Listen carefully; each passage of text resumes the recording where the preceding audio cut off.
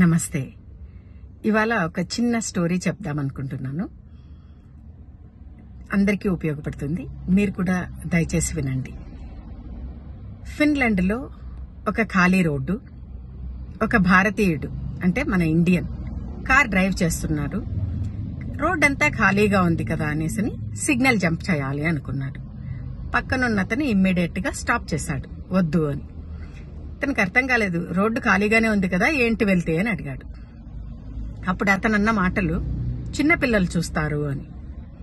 ఇతనికి అర్థం కాలేదు, చిన్నపిల్లలు చూస్తే ప్రాబ్లం ఏంటి, పోలీసులు చూస్తే కదా ప్రాబ్లము. నార్మల్ గా మనకు తెలుసు కదా, ఇక్కడ పోలీస్ చూడకపోతే ఎలాగా వెళ్తూ ఉంటాం అనేసి పోలీస్ చూస్తే ఫైన్ వేస్తారు కదా అనుకున్నారు.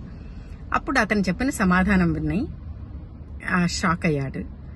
అతను చెప్పిన సమాధానం, పోలీసులు చూస్తే ఒక $5 ఫైన్ వేసి కామ్ అయిపోతారు. అదే చిన్నపిల్లలు చూస్తే మనం చేసిన తప్పును చూసి ఒక జనరేషనే పాడవుతుంది, కాబట్టి దాటవద్దు అన్నాడు. ఇతనికి అర్థం కాలేదు చాలాసేపటి వరకు.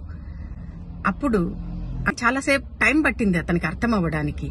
దీన్ని బట్టి మనకి తెలిసిందేంటి, పిల్లలు మనం చెప్పింది కాదు, మనం చేసేదే ఫాలో అవుతారు. ఎన్నో నీతులు చెప్తూ ఉంటాం, కానీ మనం ఎలా ఉన్నామనేది కూడా చూస్తారు కదా. కాబట్టి నెక్స్ట్ టైం ఎప్పుడైనా మీరు మీ పిల్లలకి ఏమైనా చెప్పాలి అనుకుంటే మంచి మాటలు మీరు చేసి చూపించండి. ఫస్ట్ వాళ్ళు ఆటోమేటిక్ గా ఫాలో అయిపోతారు, మనం చెప్పనవసరం లేదు. ఏమంటారు, ఒకసారి ఆలోచించండి. Okay, thank you.